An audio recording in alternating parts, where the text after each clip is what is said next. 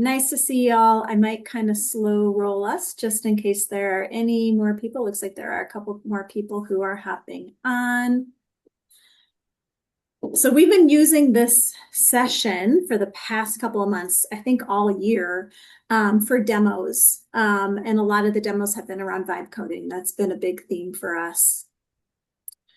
This month, we are not going to have this be a specific demo session.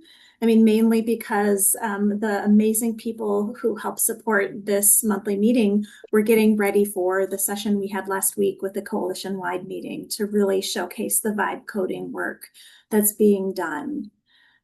So we don't have any demos to show, but what I'd like to do today, I just want to highlight some of the things that we talked about at the coalition-wide meeting as a recap, and really recapping a lot of the stuff that was in the chat, because the chat was busy, and there were a lot of really great ideas coming out of that. So we're going to highlight some of the vibe coding that was happening. And then, kind of turn it over to the group to find out why people are here and what they want to learn. If there are people here who want to share, we asked people at the coalition-wide meeting, if you have anything to share when it comes to vibe coding, what are you doing? What are you working on? That's going to be the first question I'm going to ask. So be bold, be brave, showcase the great work you're doing for your community, your jurisdiction, your region, by volunteering to share some of the stuff that you're working on. We may have some people who are new to vibe coding here who haven't seen any of our sessions and who are interested in learning more. We can talk more about that and really kind of figure out together, what do we want to do next with this? Our next session, right now we are working to get some demos put together for July. It is July 7th. That's kind of an iffy week when it comes to summer vacations. And so we're still working to see what vendors and partners we can get together for that. But stay tuned, and we'll continue moving forward. So again, thanks y'all if you just joined. Nice to see you all. Thanks for being here. I'm going to do a quick recap of what we talked about last week and what we've been talking about this year around vibe coding, and then we'll take the conversation from there. Albert, do you have anything you want to share at all before I start blabbing more? I just want to let you know, I'm going to put this in the chat. If you missed our coalition-wide meeting, I'm going to drop that in the chat, and you can see that and all of the past use case committee meetings, where Jamie and the team talk around deeper dives into vibe coding and what they've been working on for the last couple of months. I'll put that in the chat as well, so you can catch up on that, listen to it as a podcast, enjoy after this. Awesome. Thank you so much, Albert. All right, so a couple things that I want to cover as we are going into this, and maybe I'll put this in presenter mode. Okay, so here is the slide that kind of introduced the use cases committee at our coalition-wide meeting last week, wherein we asked, if you're interested in learning or sharing about what you're doing with vibe coding or what you want to learn about vibe coding, come today.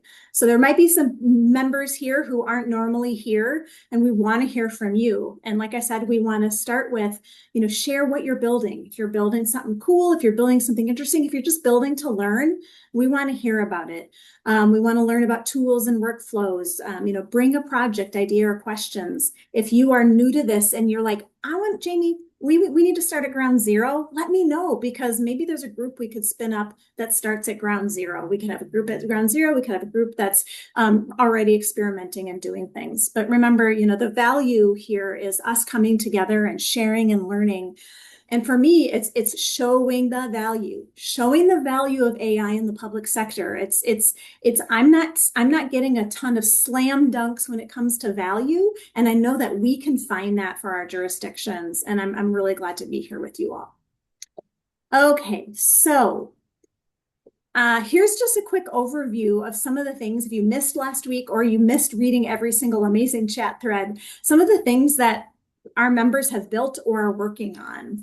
So, starting at the top, a strategic plan dashboard from Lebanon, New Hampshire. So, Melanie is one of our women who vibe code. She has tons of stuff going on. She's amazing.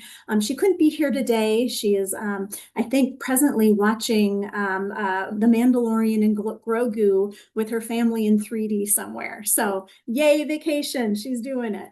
But Melanie has been a really great resource and just one of those creative, curious people who keeps on diving in. We heard from Ido about field asset mapping in a city in California. And it's just a public works administrator who built her own app to map assets in her that her management system was missing. So, someone being scrappy, someone being creative and curious again to help support their jurisdiction. City Pulse SF, that was something that was pointed out, a fully vibe coded app running off of San Francisco Socrata Open Data Portal. Brendan in Anchorage, who I don't know if I've seen him jump on here, but he is holy moly, just a font of creativity and wisdom and moving things forward. Doing a lot in Anchorage when it comes to vibe coding, MCP servers. He used vibe coding to check the city website for ADA compliance, right? Now we're all, continuing that work for the next year. That's a really great a way to use vibe coding. And one of the last things he mentioned was vibe coding is a great way to find data gaps and mistakes, right? Just figuring out how to utilize these tools to best support us. Open Context is Boston's MCP server for its open data. It's now in beta, so there's a link. I'll share this out after the meeting. Colorado Open Data Portal is being revived and improved and ripe for use. And prototyping. I think a lot of our conversations last week and throughout the last couple of months have been about how vibe coding can be just that way to get through to our business partners on what are those true requirements, what are they looking for, and to be able to vibe code, get something up really quickly for them to see, to play with, and really get to those core business requirements has been really impactful. A bonus item, and I need to put the link in here, I haven't done it yet, is from Melanie. Melanie felt bad that she couldn't be here today. And so she sent another example of something that she's been working on. She's building a zoning agent for local government, and I'm going to go right over to it. So from PDF to public service, building a zoning agent for local government. And essentially, it just talks about what the process is and what value this is going to bring. And then it has, you can try out her Zoner chatbot. So I just spun it up before the meeting, and I don't know anything about Lebanon, New Hampshire, but I'm just like, I want a home with an above ground pool. Why not? Where can I do that? It asked for more specific instructions. I gave it to them, and then it provided additional resources. So really cool. Thank you to Melanie for spinning that up and sharing that with us. Awesome. David, doing something like that but with Google Notebook. That is awesome. Wonderful. All right. Okay. Just really quickly want to cover. Oh, go ahead, Jamie, Albert. I just wanted to highlight because I think that's a super like as David's mentioning with Notebook LM. Uh, if you have not gone on to Notebook LM, I found that it solves like maybe at least 20% of government AI applications. Um, you can upload like 100 documents, which we all tend to work with, and then you can just query them all there. I think that, and it's, user friendly. You just upload all of them. You can even add website links. I'm sure there's other tools that do it as well. I've just used Notebook LM for this. Um, but even just before coding, that sort of document analysis, that's yeah, it's a pretty low friction way to test things out. That I also highly recommend. And, you know, a 5 minute YouTube tutorial is probably all you need to get started. I love it. Thanks for Um, are you doing that within a San Jose like sanctions? Do you guys have Google accounts? Like I'm fully Microsoft, and so I've been using Notebook LM a little bit in my personal life, but do you have, yeah, Great question. No, we do not. Um, okay. Which and probably most of us don't. most, yeah, I feel like most of us don't. But so what people have used it for is they've taken like our entire municipal code and put it into Notebook, right? Publicly available documents where this is something where they could totally just theoretically you could just build this as a member of the public, and I'm sure members of the public are building this already to navigate our cities. Um, and you test it on that type of publicly available information. And even that alone can give us a lot of good value. Like for me, that's given me value in navigating, helping our staff navigate our own permitting and, code requirements. And also in my personal life, navigating code and permitting requirements. Yeah, Awesome. open data. Awesome. Wonderful. All right, great. Andrew using Notebook LM. Thank you, Andrew. You're doing everything. You're amazing. All right. All right. A couple of quick notes and then we'll get into the chat. It looks like the chat's getting hot. Albert, I would love to have help, managing that as after I'm done with these next couple of slides Yeah. quick. All right. Okay. So a couple other notes and topics that were discussed last week, just as a reminder, hackathons that are happening around and some community engagement. Really, so really, introducing your community to these concepts and doing hackathons such as what San Diego did with Claude a couple months ago. It looks like Louisville is inviting residents to build solutions for Metro Open Data, stuff happening in Brownsville. Um, Policy and governance are still, pretty hot there. I know that we have some things happening behind the scenes right now when it comes to governance that are really going to help our communities and our jurisdictions move forward. So more to come there. And I think, and overall, recurring themes, really, open data is what you should be starting with, right? It's already public. So what can you do with that?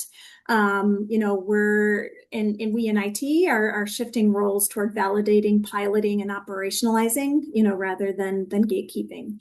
And really it's all going to be about governance, governance, governance, governance. Okay, so that's really all that I had. I just wanted to do a quick recap of what we talked about last week and really start diving into, what are you building? What kind of questions do you have? And I think I saw, oh my gosh, so much great stuff happening here. Um, let's see, I saw somebody start talking about what they're doing. And who was it? It was Beth. Beth created a municipal guide for local elected folks. Beth, do you want to talk? Thanks for coming on camera. Do you want to talk Hello. about it? I don't know if you can hear me. Can you hear me? We can hear you. Hello, everybody. I'm sort of brand new. I'm brand new. This is a brand new role at LVPC, and I oversee data research and artificial intelligence, having come out of a 30-year career in higher ed.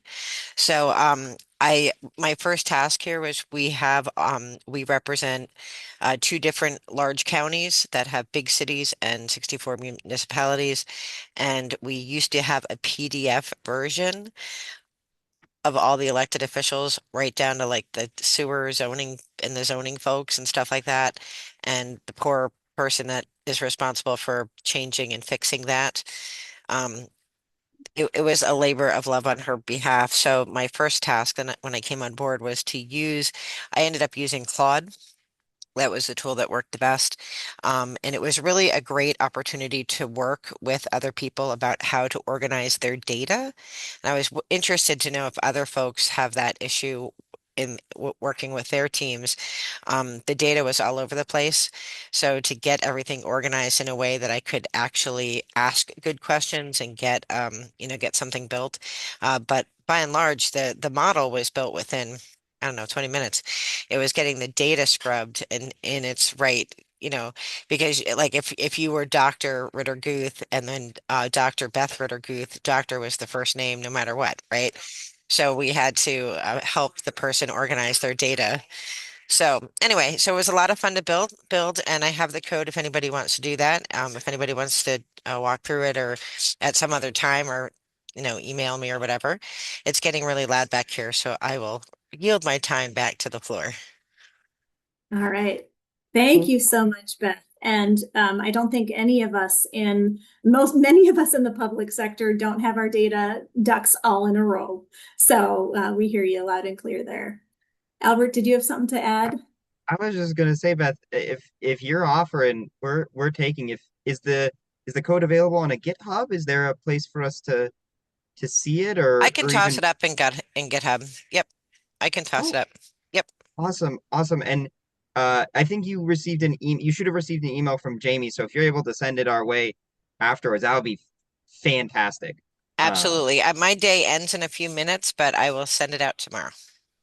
Perfect. Thank you. Awesome. Thank you, Beth. And she is from Lehigh Valley Planning Commission and Lehigh Valley Transportation, I believe. So Yep. Pennsylvania. Pennsylvania, the other coast. Yay. Yay. The crowd went wild. I just wanted to say to Beth, kudos for thinking about data and telling us to think about data and data governance in these projects. Because we keep all circling back to the security of the data, but you also were like, hey, it needs to be clean. And that's something else that we all always need to think about. So I just wanted to give you a little kudos and say one of my favorite friends is from Lehigh Valley, Pennsylvania, and just moved back there. Who's your friend? I know everybody. I mean, I don't know You know, everybody. everybody, we call him Butch, but his name is Frank Maloney.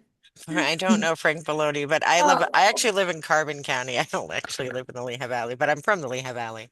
And I think data, it's funny because when you talk about clean data, that means different things to different people, but it definitely means something in the context of computing, right? And so I think helping our friends organize their ideas, that'll be a big part of the work that we're going to do moving forward so that we can make agentic, objects for them or create solutions for them. We all have to be talking the same language. it's the linchpin for everything. Love it. Love it. And I should mention, I forgot to mention, as we're diving into the meat and potatoes of what people are doing and what's happening. Carrie, thank you so much for being here today. Our other two women who vibe code who presented last week, Nicole and Melanie, weren't able to be here today, but thank you, Carrie, for coming on over. We really appreciate it. I love seeing everyone's questions and hearing these stories of all the fabulous things people are making that they would have had to wait months and months to procure and spend thousands of dollars on. I think it's just, it really shows how creative government workers are.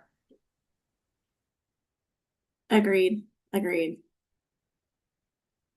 Jamie, I saw in the chat, Brendan Babb was talking a little bit about an agent that they're building in their in Teams. Uh, I don't know, if Brendan's on and wants to share more about that. Sure. Yeah, we are a Microsoft shop, like a lot of cities. We're GCC, so we have our own kind of private tenant, which is great. The downside is Microsoft Copilot lags about 6 to 12 months behind, so you get all the razzmatazz on the new features for the commercial thing, and you have to wait a little while. But they've recently had some upgrades, so there's a model context protocol server, so I can access that to our open data. So it's basically an agent consuming a tool that does MCP, but then I can ask questions about property, parcels. So that's kind of in beta. And then the pilot is to work with procurement. They reached out and they want to have something that just points at their procurement process documents so people can ask questions. So we're going through kind of the high government speak, like acronym version, which I do not know at all, but working with the expert to get that nailed out, and then hopefully we can have it be more natural language and more basic that employees can use. Have the agent working, have it kind of working in teams, but still haven't figured out all the getting to share it with all the employees. I just need to share it with the person in procurement right now so she can test it back and forth versus doing a shared team session. But I think that's just moving along pretty quickly. And I'm glad it's gone from GPT 4.0, which is a year old, but it seems like 7 years old. It seems like you have to give it so many extra steps. It's like having a third grade intern versus a different, but now it's at 5.1, which works a lot better. The thing I'm curious from other people on the call is I don't want to roll out something when it's not that helpful, because I feel like people will use it, and if it doesn't work for them, they'll be like, "Oh, I tried AI, it doesn't work." So, but don't want to fall too behind the curve. So, trying to figure out that sweet spot of, I think 5.1. I wrote extra instructions in the MCP servers to tell next steps for 4.1 and 5.1, but trying to get to that spot where it's like, oh, this is useful. They understand it's kind of beta, but they'll treat it with grace and not give up on AI if it has mistakes. But curious how other people are approaching that.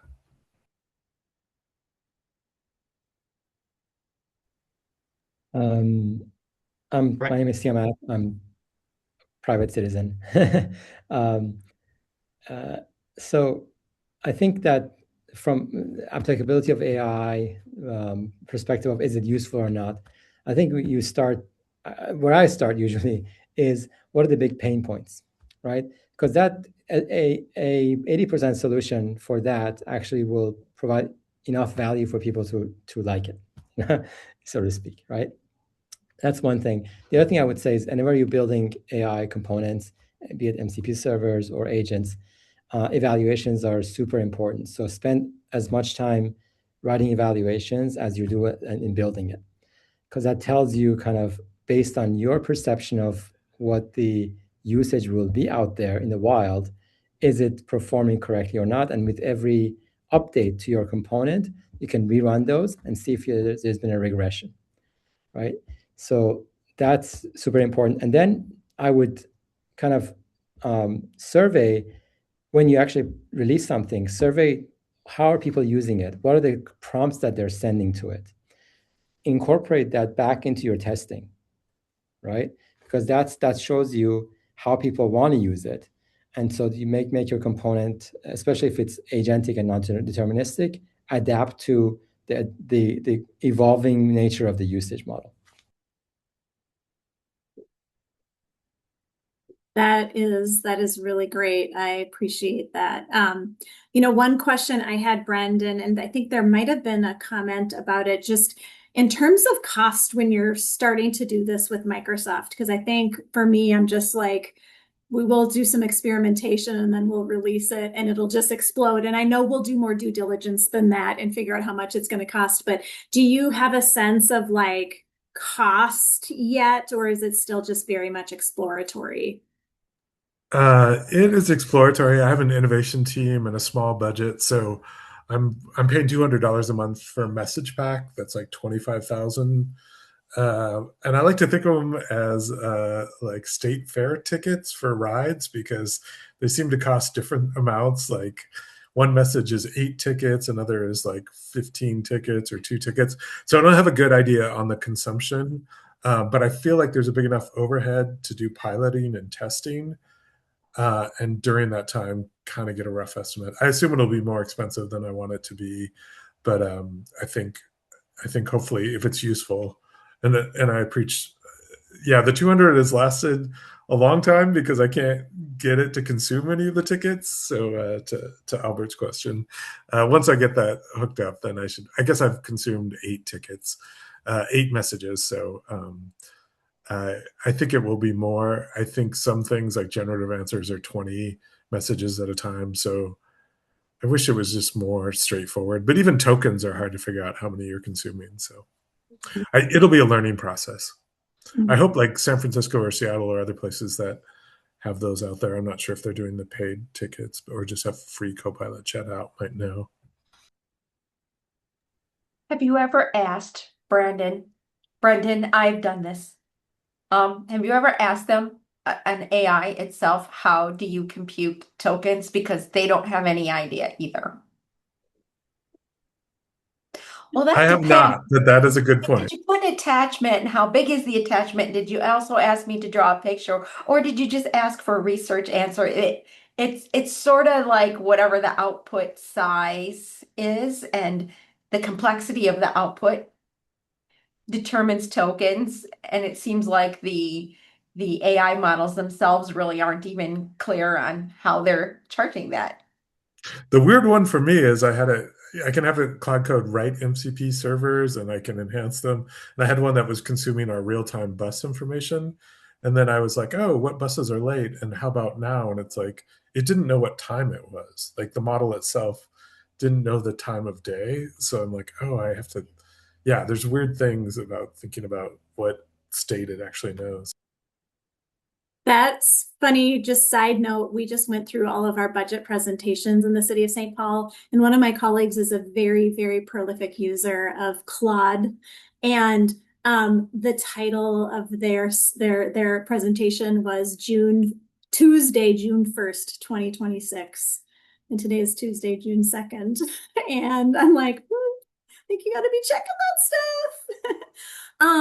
Okay, I'm sorry if I'm going to jump all over, but I'm so excited to like jump into some of these things. So, some Simic, I think that's how maybe you say your name. You mentioned that there's a Microsoft Copilot also has kind of a notebook app, and I wonder if that is GCC, and is it something that I just have not explored or know where it is? So I'm sorry, I don't know what GCC is. Okay, then it probably GCC is the government cloud. Like that's where Okay. most of us operate, and usually we get things like 6 to 12 months after Yeah. commercial releases it. It has more security standards around it for government. So I'm in the enterprise world, and Yeah. we probably get things even earlier, right? So the information I'm giving you is something I used probably it was probably available 6 to 9 months ago for Okay. the enterprise. So hopefully that gives you an idea of when it might be arriving on GCC. Okay. All right. It looks like, okay, so we're having some conversations about MCP servers, or I'm seeing Claude sprinkled all around. Maybe before we get to Claude, let's talk. I know, Albert, you put a question directly. Let's see, directly. Oh, it looks like Brendan already answered it about standing up an MCP server. Anything else that you want to add to that, Brendan? How do you build one? What does it look like? Yeah, there's a lot of GitHub repos out there. I base mine off of Okay. Boston. I'm friends with Santi, the city of Boston, so we've been talking about this for the last couple of years. And then they're doing something with open context. And one nice thing is GovX with Bloomberg is also trying to use that repo to rewrite stuff for Google Cloud and then Azure. So trying to make it easy for kind of a one-stop deployment. There's a guy, Nathan Story from New York City. A lot of cities have Socrata open data portals, and he's written stuff that interfaces with that. And something really interesting just in terms of comparing asking a question without an MCP server for data and what it brings back versus with one. Um, they're pretty easy, not pretty easy. They're easy to model after GitHub repos. Cloud Code does a good job. And then I've been writing them in AWS Lambda servers, so they're serverless. And you can do like a million requests, so the costs are really low. I did one for eBird for birding information. And right now I'm trying to explore having more people use them and see what the usage is like. But I have a rough idea how they work, and then let kind of vibe coding fill in a lot of the stuff. And it's pretty good because you can test them. So, and then to the point someone else, Siamak made, doing evaluations, just having it write it writes 480 tests that it does every time I make changes. So it's definitely keeping track of things that break. Um, and they're pretty fun, and you can do them for. I think the first one I did was New York City dog info because people really like information about dogs. Love it. Love it. Awesome. All right. Another interesting use case scenario from Harry, the Mesa Arts Center calendar. This calendar was vibe coded by a Mesa employee and then given to the vendor who incorporated it into the product that it supports for us. Saved us from paying a third party to custom code, saved months of back and forth, no IT support needed. So essentially, you're saying it was vibe coded, given to the vendor, and the vendor's like, oh, instead of it's taking 6 months to build out, you're going to Right. be able to get it done in like a month. Right. And it was essentially, the end user who knew what they wanted was Mhm. able to just describe this to Claude Code and get a finished product. And this was somebody who was tech savvy. They now work for our department, but at the time they were just working directly for the Art Center. And yeah, they literally handed this chunk of code to this vendor, who then incorporated it into the new website, and they inherited the code base, and they're like, yeah, this is solid.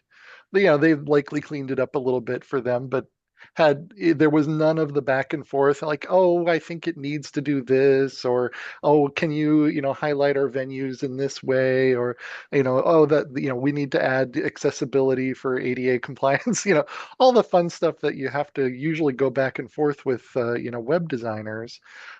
They had to do none of that. It was just, here it is, and they just incorporated it.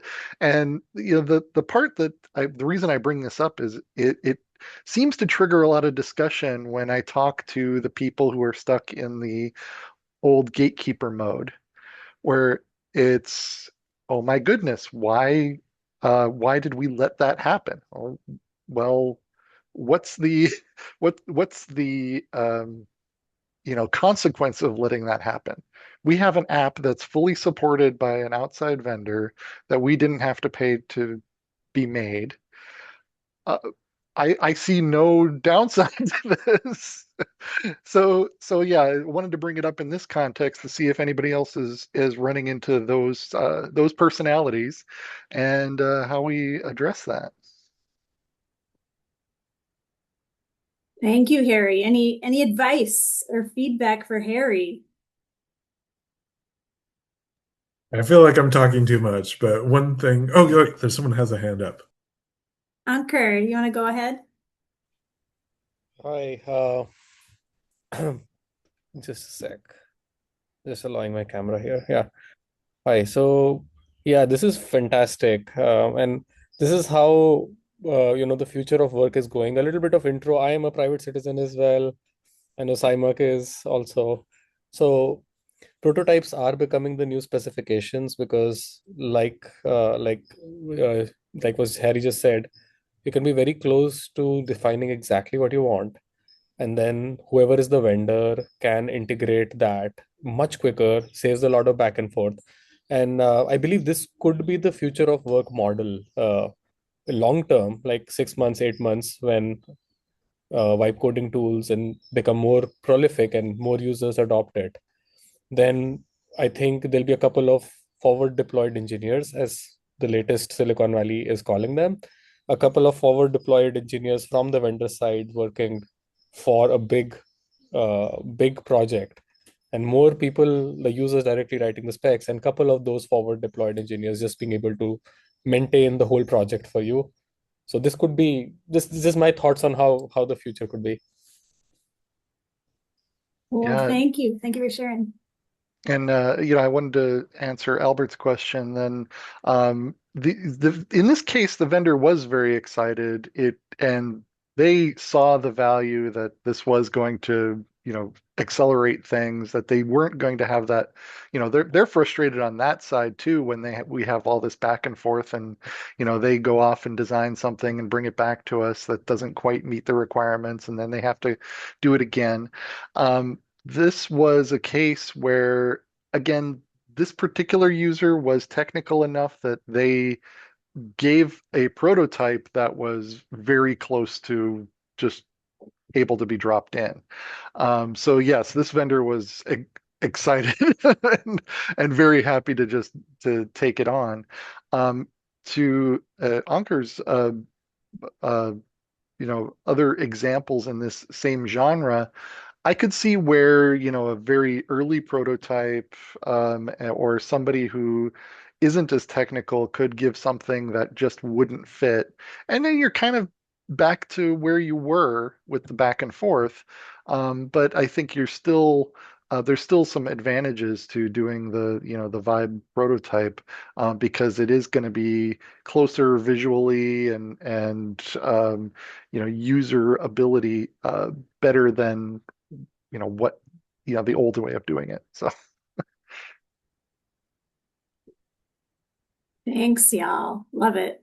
Um, I've seen a lot of chat about Claude in here. I am a new Claude user. I've switched over from ChatGPT. We haven't yet addressed those who have not taken the deep dive into vibe coding yet. For those of you who have more experience, right? Do you have advice for somebody who just wants to experience what this could do? Like, let's say I'm going to subscribe to Claude and I'm going to vibe code something. What would that look like for them? Like, what would an easy win look like? It's a tool, right? AI is a tool. And the question is, what do you want? What's your intent? What do you want to achieve, right? And for someone who's just starting out, think about something that's difficult. Think about something that takes up your time that you wish you could do better. And vibe coding can be, about building products as much as building process in your work or in your life. So you could brainstorm, improving something like, hey, when I come home, I have these things that I have to do, and then there's soccer drop off. How can I manage this better? Right? Just easy as that, and then start talking to it, right? So you can start with something that's ill-defined, but tell it not to start building yet. Tell it that you want to talk to it. Tell it that, grill me, ask me questions, find out exactly what I mean before you start building, right? And that gives you a better chance of success because it starts from the right set of requirements to build something. So Awesome. We have some people lined up. All right, Heather. Yes, I'd like to share what I did one day. I was watching a podcast that said, you got to try this. It's so cool. So I got on my old pal, Chad, ChatGPT. And I said, I'd like to try vibe coding, but I'm not sure where to start. And it responded, well, why don't you do this? And it responded to an ongoing conversation we'd been having over time. And it just thought, well, she sure could use an app that would do this thing for her. And so it said, why don't you build this app? And I said, okay, but how do I do that? And it said, don't worry, I'll get you started in 5 minutes. So it's talking to me like a friend. And it really did get me started in 5 minutes. And within an hour, I had a very sophisticated app just by asking it, what do I do next? And it just said, Just okay. gotta ask. So I would say if you've already been in dialogue with one of your chat bots, be it Claude or ChatGPT or anything else, just get in there and say, what do you suggest I do? And it'll tell you what to do. Awesome. Thank you, Heather. Harry. yeah, I want to echo that. My first experience with vibe coding was kind of similar, where it's really approaching it and talking to it in context. So actually describe the user story. What is it? What is happening right now? What's the challenge? And if you can put it in those terms and then ask the coding agent, how would I make an app out of this? then it's got a very good context to start from, and it's got a user story that it can incorporate into the beginnings of the app, and then it can come back to that user story over and over again throughout the development cycle to say, am I still contributing to this, or am I going off the rails into another direction? And I find that is a great starting point for any of the apps that you want to build this way. Awesome. Wonderful. Thank you, Harry. All right. Kenneth. Yes, two things. On the vibe coding, somebody asked about vibe coding in Copilot. In Fort Worth, our way ahead on that is we have we're a Microsoft ecosystem shop. We have a small group of people that are being granted access to Claude for the purpose of vibe coding. They can vibe code in a manner to implement in our Microsoft ecosystem. They can develop it in dev. Then after they're comfortable with it, it'll be moved over to a couple of us in IT to actually bring it into production. So we're trying to find that sweet spot where some tools are better than others, but we're still living in our Microsoft ecosystem. And then I had a question for Harry. Um, I thought that was interesting where you had the person do the vibe coding for the calendar, and then it was given to the vendor and it saved time. Are there any legal ramifications for having used employee time and then it be given to a corporate and not given to every corporate in the world? Have y'all looked at that part? Well, there's a couple of angles to this. I would twist that a little bit in that um, one thing that hasn't fully worked its way through the courts yet is vibe code even copyrightable? Because it's now been established at the Supreme Court level that AI generated content, purely AI generated content is not copyrightable, and therefore is vibe code copyrightable, Right. or is that something that just has to be open source? And so for the snippet, the little calendar piece that was, essentially given away, I mean, we're used to, from the public standpoint, doing things that is now just in the public domain because we're Ah, yeah. I like that So you see where we're going. perspective. I hope that holds up. I Yeah, like it. I do Thanks. too. Well, to Harry's point, and we're from the same state, right? To Harry's point, it's the state retention laws and state laws and sieges, right, that we have to pay attention to. And if you're contracted with a vendor, if you wrote this code without using AI and said, "Oh, I need to give this to my vendor. We have this deal, we have this contract, we have this agreement, and the agreement is that the end product is going to be X, and some of it might come from us and some of it might come from them." What is the difference if it's vibe coded? You're still within that contract agreement. And then, as Harry says, almost everything we do in Arizona is public records reachable anyway. Anybody can request anything. And as long as the information that we give away does not expose someone's private information or have the ability to cause harm, we have to give it out. So potentially we have to give out most of the code we've ever written anyway. Might be different in other states. Mm-hmm. Really good points, Carrie. Thanks, y'all. Kenneth, I'm wondering, I'm just curious about how are you governing what gets to IT to actually be coded, right? Is there who's the person making or the group making that decision, right? So you're not just willy-nilly creating these applications that might not be impactful for your enterprise. Interestingly, we are building that right now, and my document up on Oh, the screen here is going through some of the forms and revising questions. We're building that process right now. awesome. But Awesome. yes, Awesome. as my boss has said, we have to have a mechanism in place because we don't want everybody spending all their time creating everything that's never going to be used. We have to use the resources. So we're building those processes right now. Yeah, love it. Love it. Love it. Let's see. We have a question from Lyndon. Harry, CM, or anyone who vibe codes, can you elaborate on what the output is? What programming languages? How deployed? Just curious about the range of workflows people rely on to get shareable apps. It's probably it's probably like similar, but varied just depending on the tools that you're used to or what you normally are comfortable with. I can Yeah. Yeah. and oh, sorry, go And ahead, Harry. Carrie, go ahead. Yeah. I've been I talking was a going lot. to say I can give a little answer on. I think that can you elaborate on what the output is for programming languages? You can tell it to use any programming language, and literally 5 minutes before this meeting, we tend to use ArcGIS Online Hub for lots of things that we give to the public for charts and graphs and fun stuff here.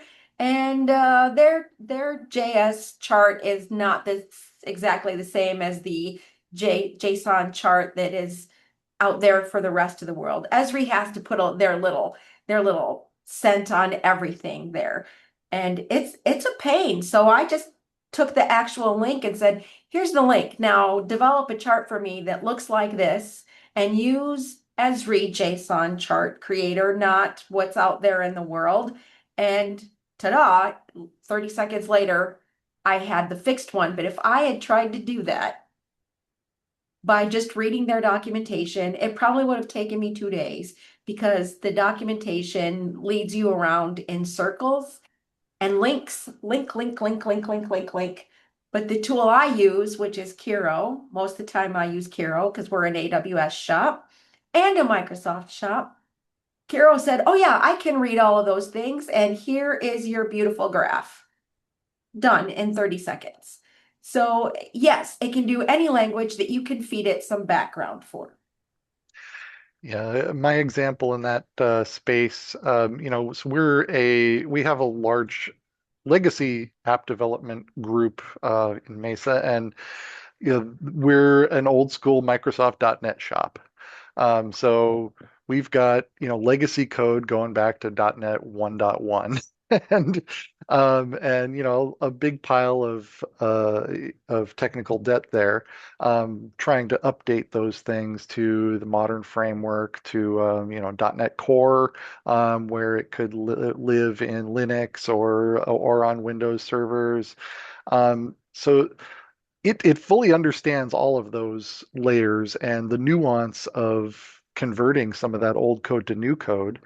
When I vibe coded something new, just giving it a template from our old repository and saying, this is the framework and architecture and patterns that our team is used to. Um, Make sure that this new app at least, lives in the spirit of these patterns.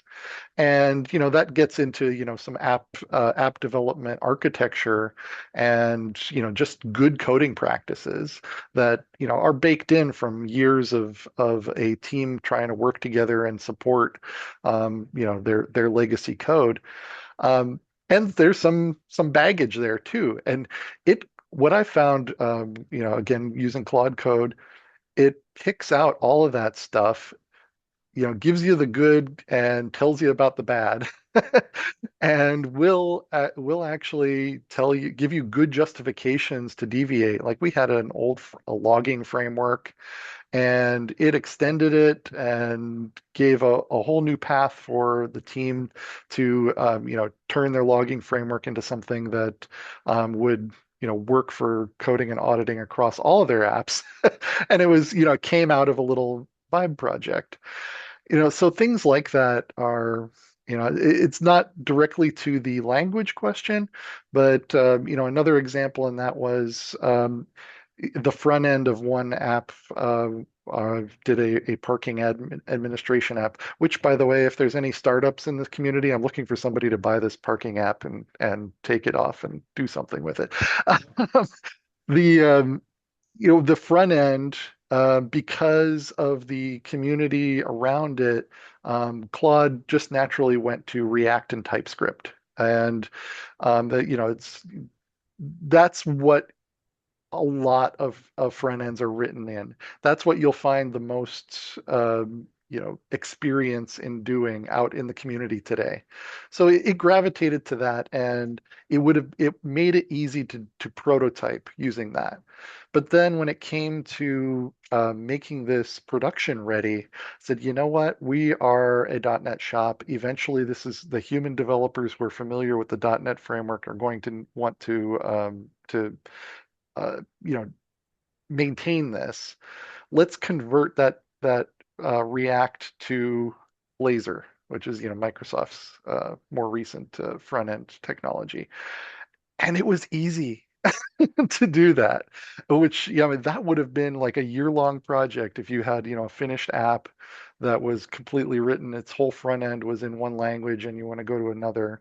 It was just very simple to do. To Carrie's example too, like just conversion from one thing to another is trivial in vibe coding world, where it used to be huge efforts. Awesome. So much. Awesome. Y'all, this has been really great. I mean, I'm like halfway, like, let's just list all the problems we have and then vibe code some solutions together. And maybe we'll come up with something like that as we're moving along. But really appreciate those of you for participating, sharing what you know. We're going to continue this work, this conversation. I'll follow up with an email, maybe with some follow-up tasks for us. But again, thank you for sharing. This is why we're here. This is what makes me so excited about being part of this community. So yes, let's solve some wicked problems with vibe coding. Woohoo! All right. Thank you all so much. Hope you have a wonderful day. Take care. Thank you.